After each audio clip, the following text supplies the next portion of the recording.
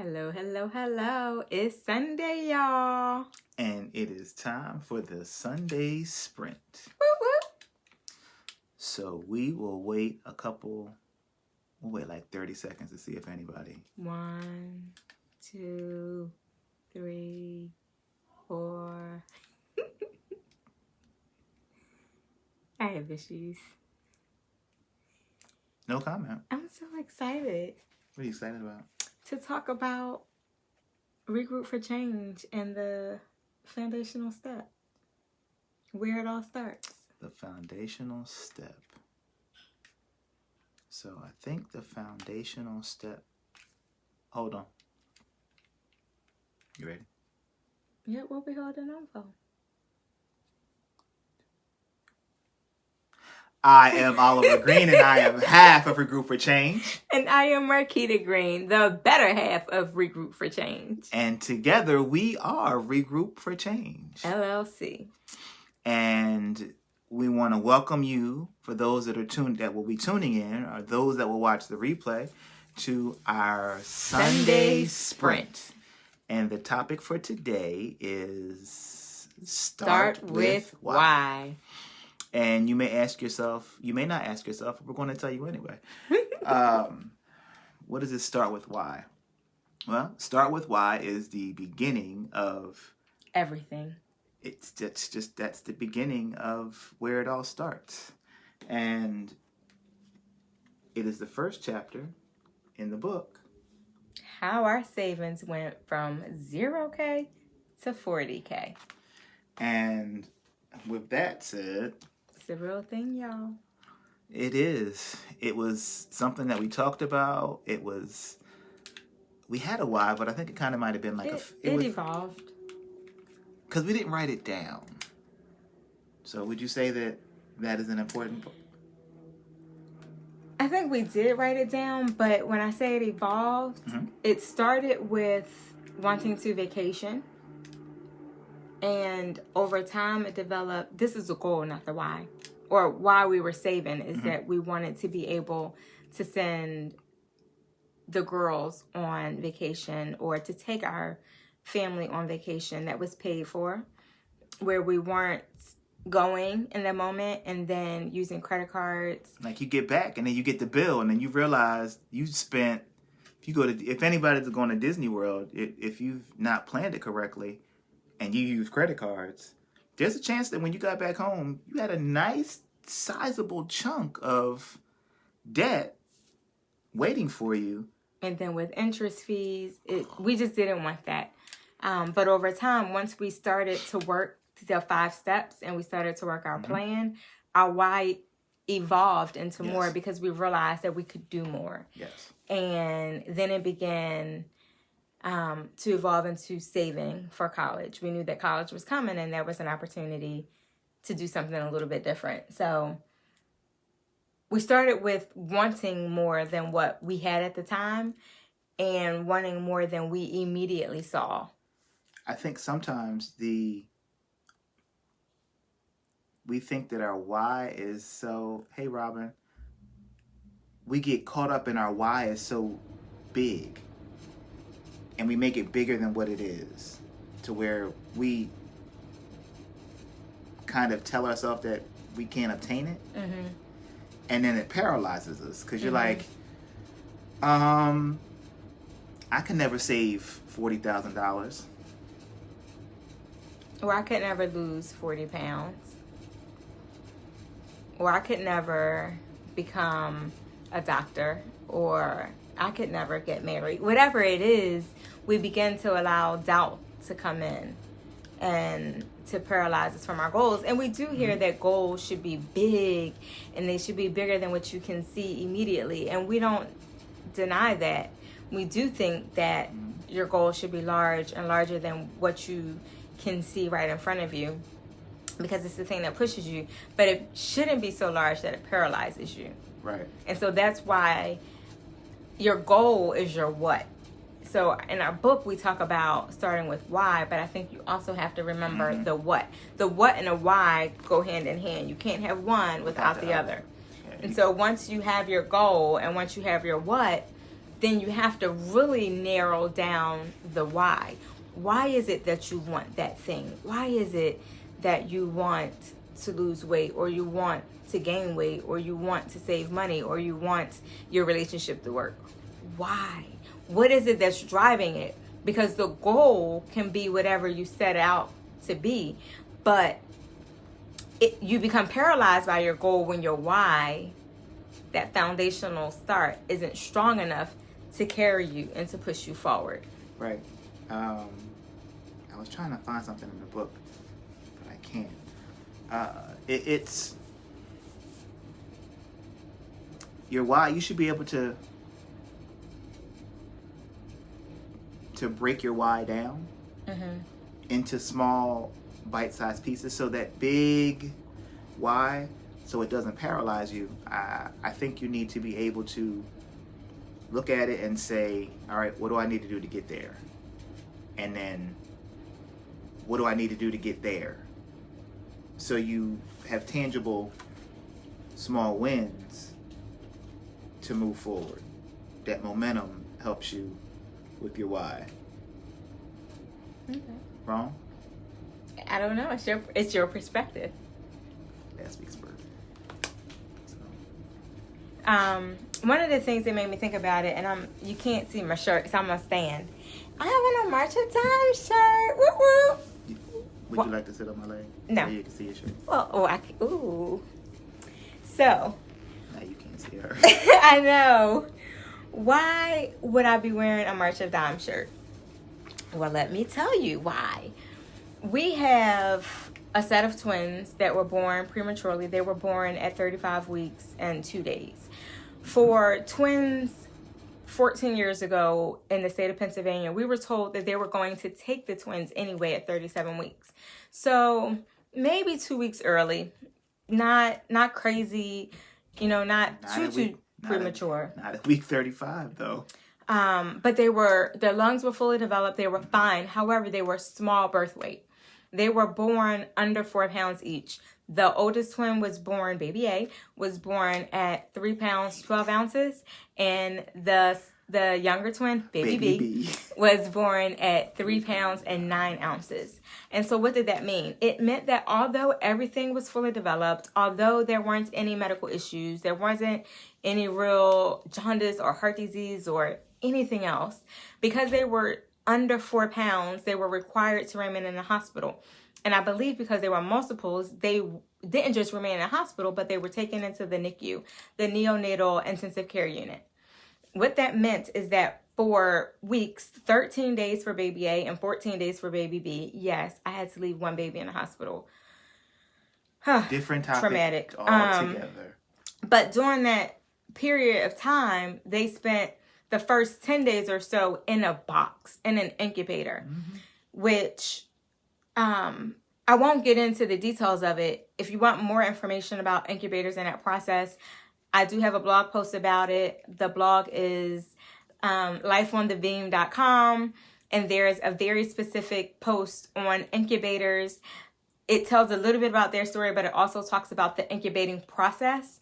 And so if you're interested, I challenge you to go to lifeonthebeam.com.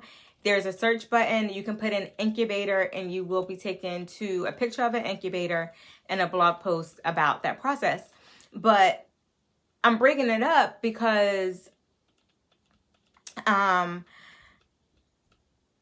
it kind of has developed some of our why over time. And my shirt, March of Dimes, is a tribute to the work that we've been doing over the years with the March of Dimes, which is an agency, it's an organization that works to provide resources. It works to receive donations so that it can help the parents and that are going to be, that have children in the NICU unit. And it also helps with research to help try to identify why does this happen? Why premature birth is a thing, how to prevent it, how to provide education. Right. November, you'll see more about it because it is National Prematurity Awareness Month. And there's a specific date that is set aside for National Prematurity Awareness Day. But it's something so important to us. And so why? Why do our philanthropic endeavors go towards the March of Dimes? Because of our history. Mm-hmm. So when you think of a why, there's usually a story behind it. There's usually a reason why you want to do what you do. And I thought about it today because I'm also in a class called Project AIM, which is headed up by Pastor Teresa Burton, who is also the agent of your nonprofit agent, and learning about mission statements and vision statements. And that goes hand in hand with your why. And so when you're thinking about why you want to move forward in business, how you're going to move your family along, how you're going to raise your children, it has to start somewhere. You have to have some vision. You have to have some objectives to get there. And we had a homework assignment, which is due Thursday, and I spent time doing it yesterday. And it was identifying mission and vision statements for a business, a ministry, and or a nonprofit. And it was very important to me that I sought out entities that were relevant to us and not just doing something haphazard. You know, I can put in nonprofit vision statement and anything would pop up.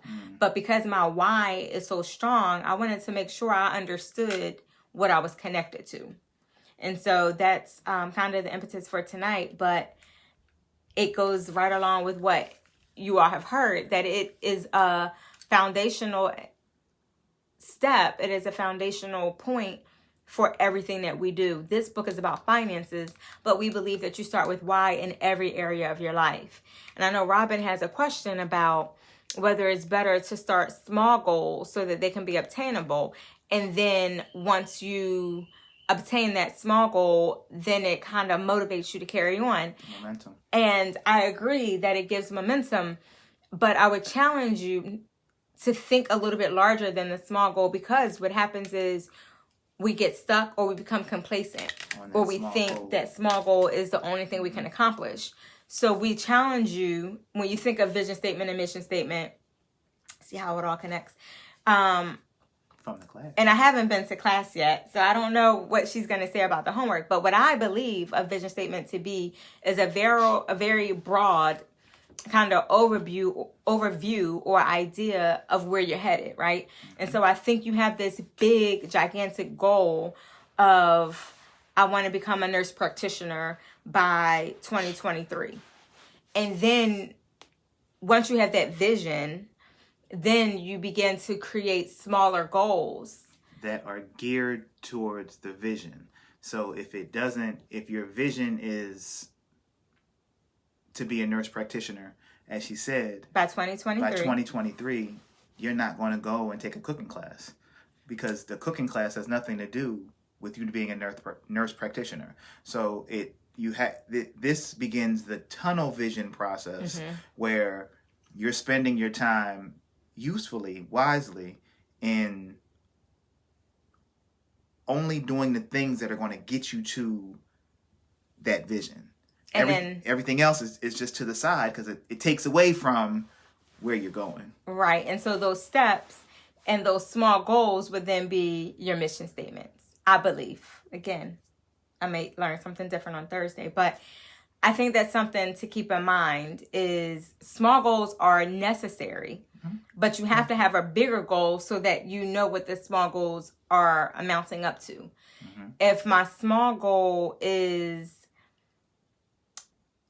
to find out about nursing classes, okay, that's great. So now that I have the nursing classes, now what? What do you like? It's there. So now you just have it sitting there, and you're like, I don't know what to do next with the information I've obtained. So that's why we work backwards. So,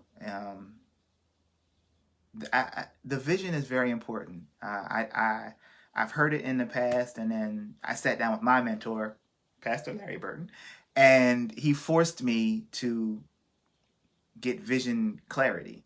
I didn't like it because it was something that was outside of my comfort zone. But at the end of our conversation, it made sense. Really, really, really, really, really outside of what I have done and what I may have seen growing up, but it has helped since that conversation. It has helped me move to try to do things that are geared towards the vision and not global warming. You know, there's a scripture that says, where there's no vision, the people perish. So it has to start with vision. We have to start with why. I think you might have said that a couple times and I wasn't even in the meeting. In our conversation. So it's definitely important, if nothing else, for you to find somebody that can help you cultivate your vision, help you cultivate your why, that'll help keep you on track. And that is one of the things that we wanted to do with this 100-day video challenge. So you get to know us. So you feel comfortable enough to allow us to help you move forward. So this week, we're talking about the foundational step for Regroup for Change, and it is start with why. So for the next couple of days, you will be getting messages about how we've started with why and different whys in our own life, either individually or collectively. So tune in. If you're interested in having a free consultation and getting a little bit more clarity on your own why and figuring out how Regroup for Change can help support you, we will post in the comments a link to a free consultation, and we will be more than happy to get that set up for you. Free. It's a free consultation. Don't take for granted that it's free and it's not beneficial. A lot of times we say, we hear that it's free and we don't act on it because it's not important. We can put a price on it, but we're here our job is to be servants and to help you get to where it is that you've said that you've wanted to go and may just have been stuck. So we want to ultimately help you to regroup and shift from ineffectiveness to effectiveness. And so this is one way that we can help you get there. And we are, what's today? Today is the 6th? Yes. Q4. So we talked about it in church today. We are in Q4, and you have 3 months. It's a little less than 3 months because we have day 6 to move into 2020. And I don't think we want you to go into 2020 stuck. Stuck. So, we done? Mm-hmm. You sure? Mm-hmm. I am Oliver Green, and I am half of Regroup for Change. And I am Marquita Green, the better half of Regroup for Change. And we are bringing you another edition of the Sunday Sprint, the 100-day video challenge. Stay tuned. Peace.